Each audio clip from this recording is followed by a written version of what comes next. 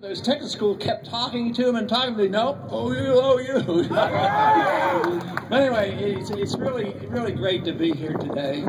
And it's great to be involved in something that's very important to you and obviously very important to me. And that is the cause of liberty.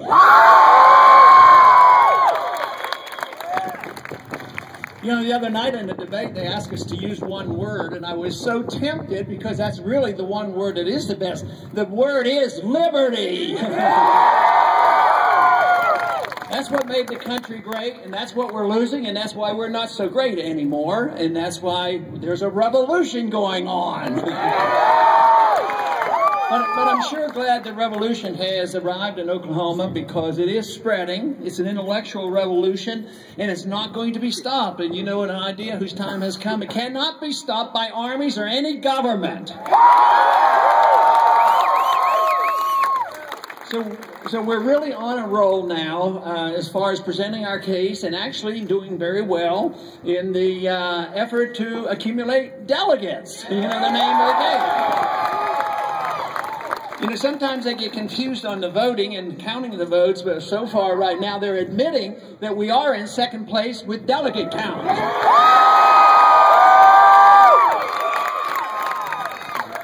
And there's a lot more counting to do, so the effort is going to continue, and it's so important.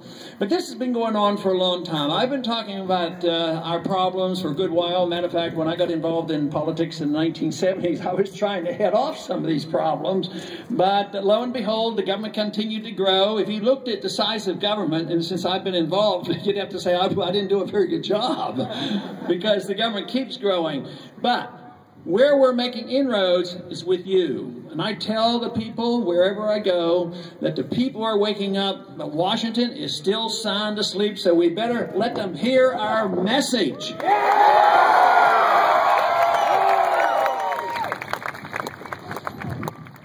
Our country was started on a good note, never perfect. We had a great constitution. It had its shortcomings. They gave us a republic, but quite frankly, I do not believe we live in a republic anymore.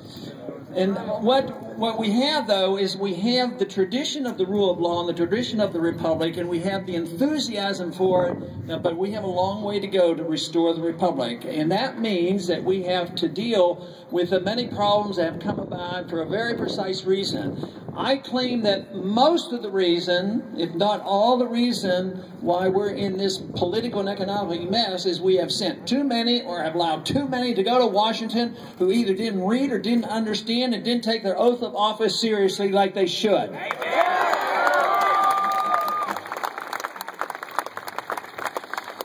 But at least about 100 years ago, things changed rather drastically. The seeds were planted for the inevitable growth of big government. And that was, things like the 16th Amendment was a very bad move. And of course, we should repeal the 16th Amendment because we have a natural, God-given right to our lives and our liberties, and we ought to have the right to keep the fruits of our labors. Jefferson lost the argument that the federal government should be able to borrow money. He believed they shouldn't even be permitted to borrow money. So he lost that argument, and they started borrowing money, but not till the 20th century did they borrow money wholesale. But then, of course, then with the income tax, they started, taxing us wholesale. But there was always a limit to that because there is a point of no return. The more you tax, the less revenues and the angrier the people become. So we had the taxes that were limited, and this borrowing was limited because if you continued to borrow, the interest rates would go up. So, of course, in that same year, they gave us the IRS and the federal and the income tax. They gave us that very onerous thing called the Federal Reserve that we need to abolish.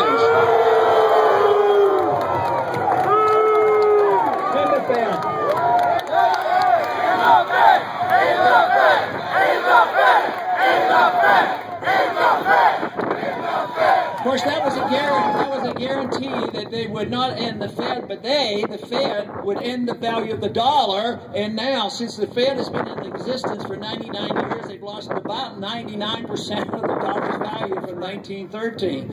So in the next year is going to be an anniversary of sorts, the 100th year for the Federal Reserve. So we should celebrate by passing the bill that repeals the Federal Reserve Act.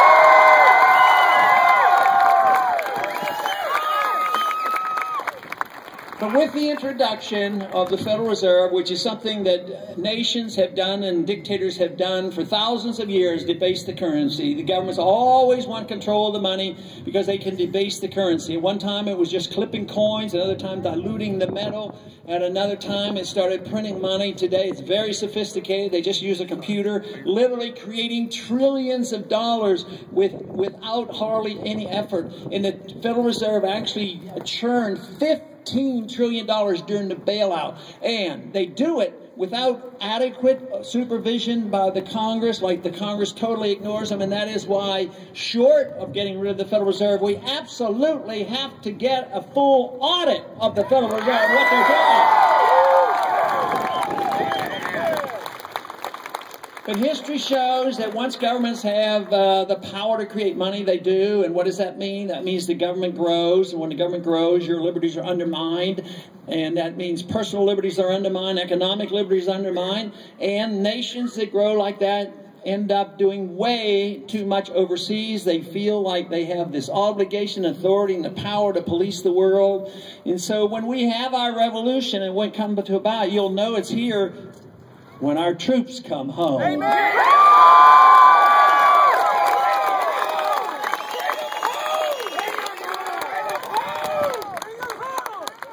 The other night I argued that they weren't listening to my moral and my constitutional arguments for not starting another war and bringing the troops home.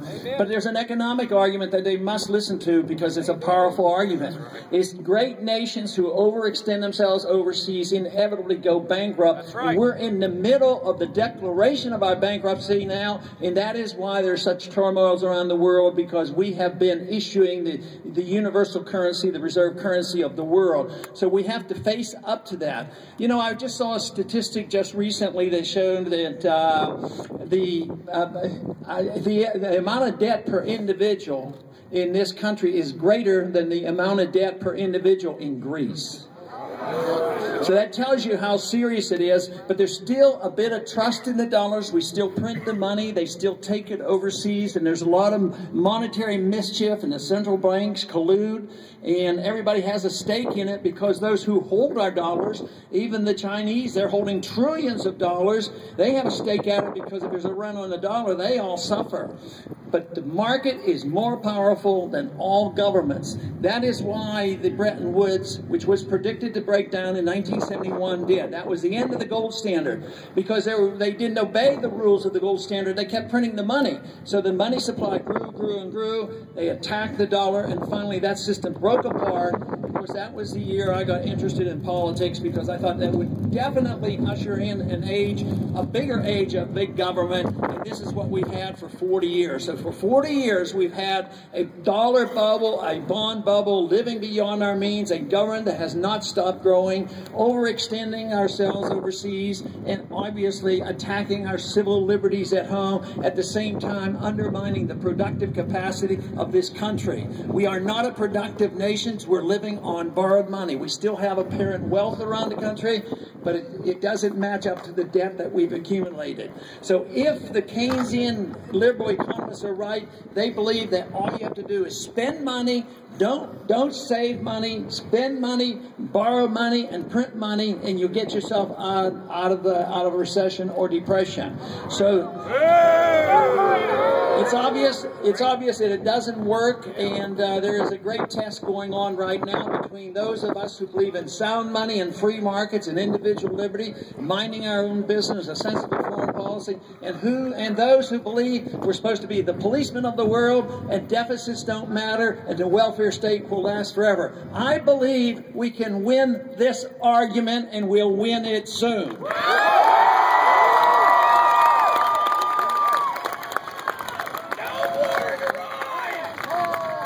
Wherever I go, the crowds come out, and the people in this country know exactly what's going on. And in Washington, they put you down, and they think that they have to take care of you from cradle to grave, and all they're doing is giving you debt and a burden. I'll tell you where they're not waking up. In Washington, they're still sound asleep. They don't hear from us yet, but that is our job, to hear from us and let them get the message what we need in this country, and that's more liberty.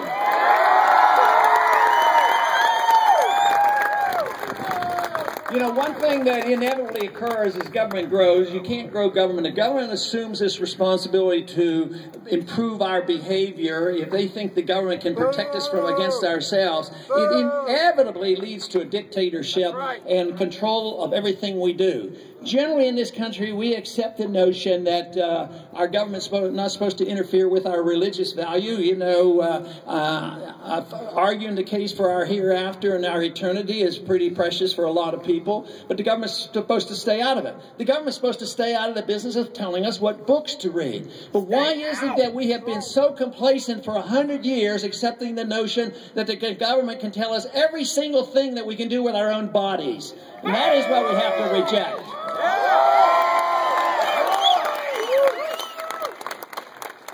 Now, the message of liberty is a wonderful message, and I'm always shocked over the many years that I've talked about this, how poorly we win the intellectual argument. We're doing better now, but for a long time, the other side who said that the government is obligated to take care of everybody. Anybody who needs anything has a right to it. So therefore, if they need something, want something, or demand something, and they have a coalition of 51%, they can take it from the 49% and get what they want. But see, that is coming to an end.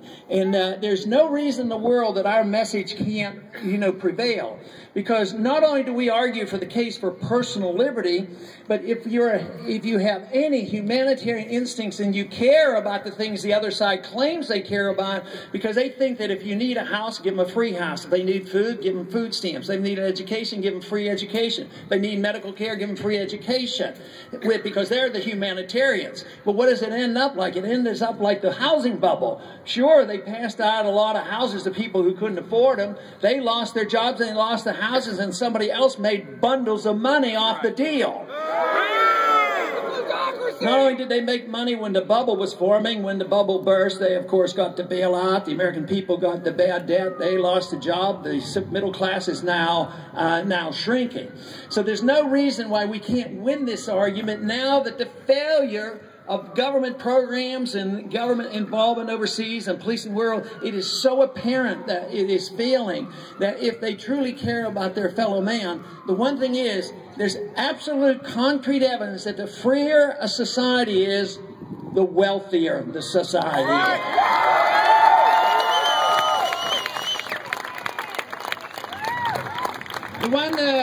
The one thing, too, that is so wonderful about the message is it brings people together. And because we've chopped freedom into bits and pieces, some will defend half of the economic issues or more of the economic issues. Somebody else will defend maybe civil liberties to some degree in the First Amendment. But they don't come together because we should bring it together. The issue is liberty. And if you bring liberty together and you have a natural right to it, you don't even ask what you're going to, the other people who accept the principle, you don't ask them, what are you going to do with your liberty? That's like saying, well, if you get a job and work, I'm not going to ask you how you're going to spend your money, but you're obligated to spend it wisely and take care of yourself, and you can't, depend on others if you don't do a good job. So in a free society, we should all come together, not because of how we're going to use our liberties, because some people misuse their liberty. But that doesn't mean that we have to accept that. Just because they misuse it or do things that we don't like, that doesn't mean we endorse what they do. What we have to do is endorse the principle of liberty, and we should all come together and use it as we see fit with a rule of don't hurt or injure anybody else. And that means that we should all come together, and the crowds that come together for the defense of liberty should be and have been very diverse, and that's how we solve so many of our problems.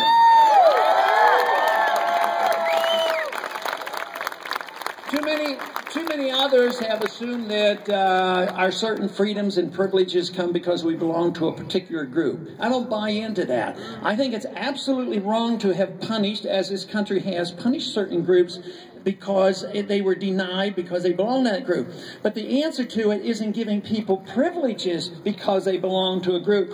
Everything has to be individual, and we have to treat everybody equal. We have to have equal justice under the law for each and every individual. And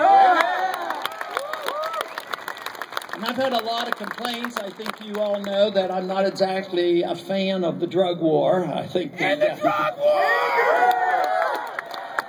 The drug war has cost us $3 or $4 trillion in the last 40 to 50 years. And guess what? There's still a lot of bad drugs out there. There's a lot of addictions. I don't like the idea of saying drug addiction is a crime. It should be treated as alcohol and treated as a disease.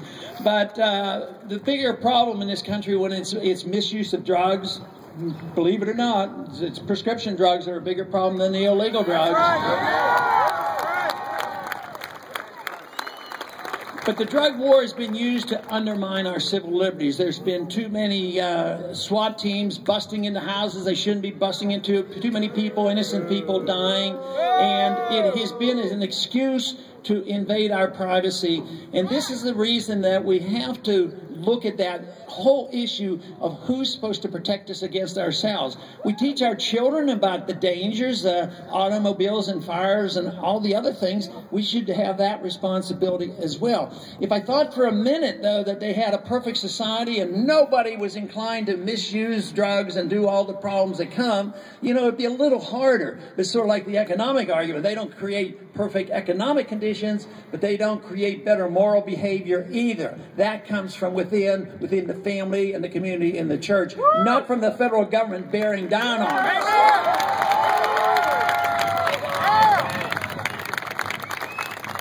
But the last 10 years, not only has our foreign policy gone astray, and we are involved now in about 900 bases, 130 countries, and we're in such a mess.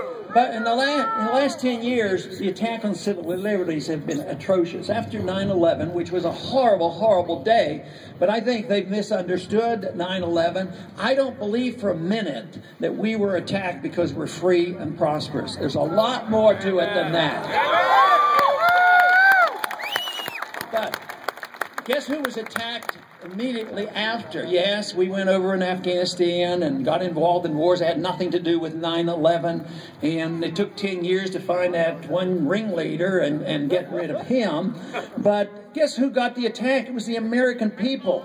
The American people got attacked by the passage of that very onerous Patriot Act that needs repeal.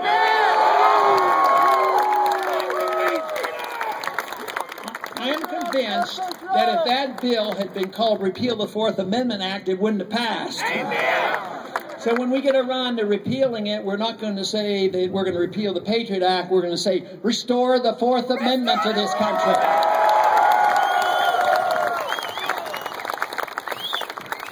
It's sad, but our attack on our liberties, the foreign policy, the monetary policy, and the welfare state, tragically has been too much bipartisan. I'd like to say that the party that I'm running in is the savior and it's going to produce it, but that isn't going to be the answer because our problems have been bipartisan. Too long. Matter of fact, sometimes the people say, well, Ron, you can't do it because you won't compromise. Well, there's been way too much compromise in Washington between the two parties coming together, spending the money and going into these wars.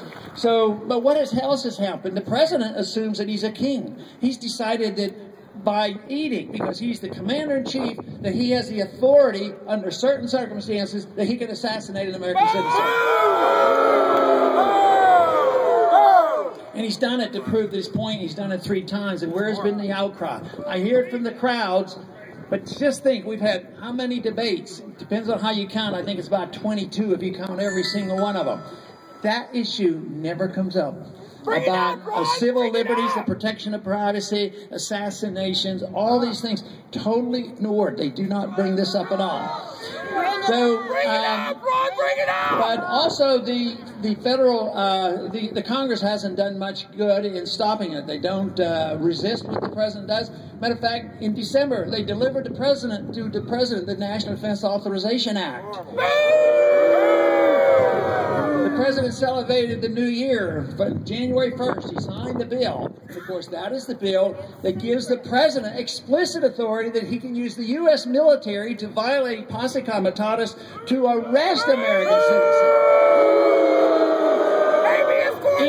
In secret, put away in secret prisons, denied an attorney, and kept indefinitely. That is not what America should be all about, and we need to change it.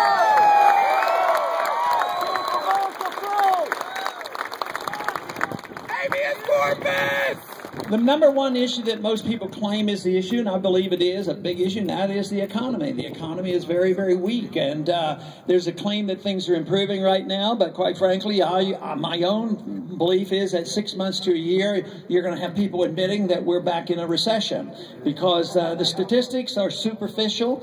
They deny the truth. Even the calculation of unemployment is a fiction. The real unemployment is closer to 20%. The real inflation rate, Bernanke says he can only steal 2% of your money per year, the value of your money, and he still thinks that's moral. But it's much more than that. The free market economists that use the old calculation of CPI, we're losing the value of our currency at 6%, and it's bound to get a lot worse. Just think of what's happening now with energy prices, and gasoline prices are going up. So that is a result of the inflation. A lot of people say, well, Bernanke will argue that, well, there's no inflation because he measures the CPI and then he fudges on the CPI. But the inflation is when they increase the money supply and distort the interest rate and distort the investments. And we have plenty of that. One of the consequences will be the prices going up. Educational costs going up, medical care costs going up, energy prices going up, housing prices going up, NASDAQ prices going up. Then they have to have a correction. So the real problem is this whole idea that you can do central economic planning by the Federal Reserve System. Just think about money. Money is 50% of every transaction because we measure everything. All our wages and prices, everything else, are measured by dollars, and they have total control over the dollars. But it's political control, it's special interest control, it protects the very wealthy, and a characteristic of the destruction of money. When governments come in and dilute the value of money, it inevitably takes wealth from the middle class and moves it to the wealthy class. I have nothing against wealthy people who earn their living honestly by providing good goods and services.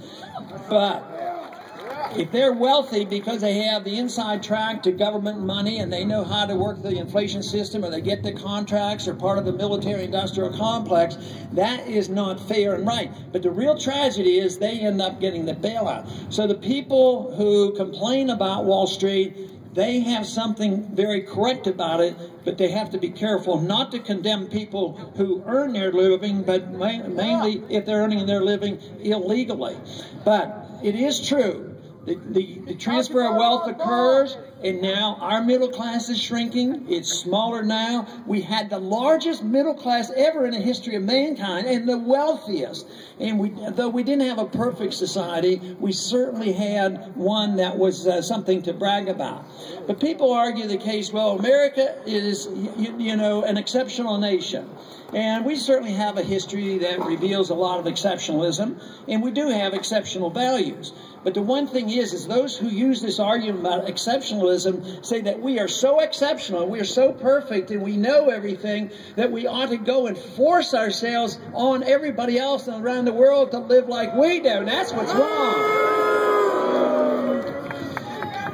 But if we restore the republic, get a good, healthy economy, have some money, defend property rights, and have a foreign policy that defends this country and not to police the world, and we set a good example where there's a lot of prosperity, more than any other country have, why wouldn't that be the best way to spread our message, by setting a standard?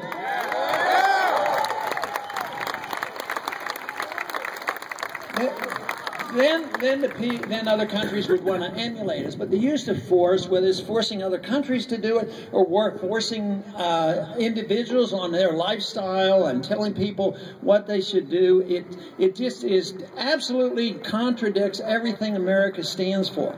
But we are fortunate. We are fortunate because we at least have a tradition. I believe things are going to get worse economically. I worry about the attack on our civil liberties. I worry because we don't get a lot of national attention. I get reassured when I come out here because you know what I'm talking about. I'm very pleased when I hear the positive attitude from you.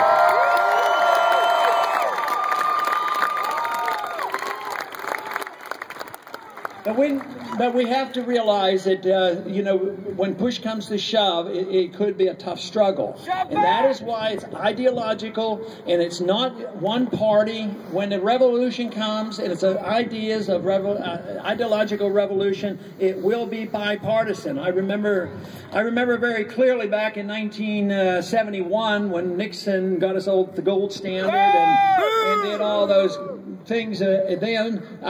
He said, well, we're all Keynesians now, and he was right. Republicans were no longer fighting for free markets. They all joined the Keynesian liberalism, inflationism, Federal Reserve System type of programs.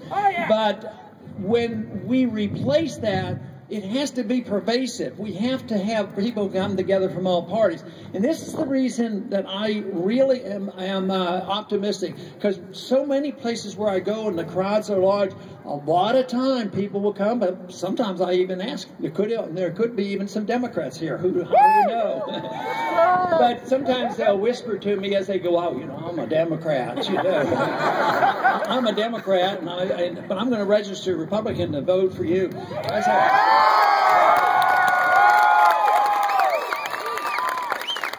I always thank them and I appreciate it very much, but I tell them, just remember, all Republicans aren't the same. Be cautious. Thank God! But no, and this is where the optimism should be. And we have a lot of great things going. We have an older population that knew something about these views and got disgusted and tired and dropped out because neither party gave them any answers. And now they're coming back into the fold. Some tell me they never got involved before. Some said I quit about 20 years ago, and now they're coming back because they remember a different time and they understand what I'm talking about. Yeah. But what's really exciting is this next generation. This generation is coming alive now. They're all for this.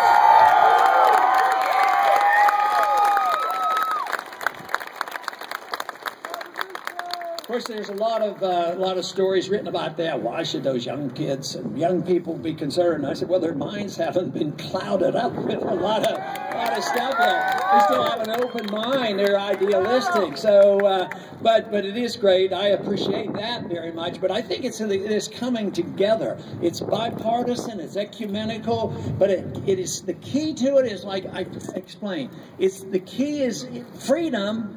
But not be judgmental on how you use your freedom. That should bring everybody together for that issue alone.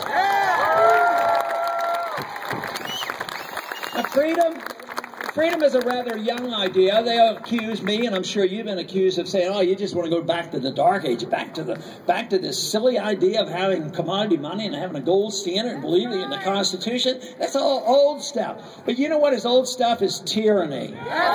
Tyranny's old. Freedom is new, and we've had this great experiment, but I get worried at times that it's slipping away. But I'm encouraged, of course, now because so many people are concerned and they're fighting the fight. But freedom has only been around in the experiment. The evidence is so overwhelming. I tell people, and I'm very sincere about that, if I had a choice of living in a free society where my life was my own, but I would be poor, I would.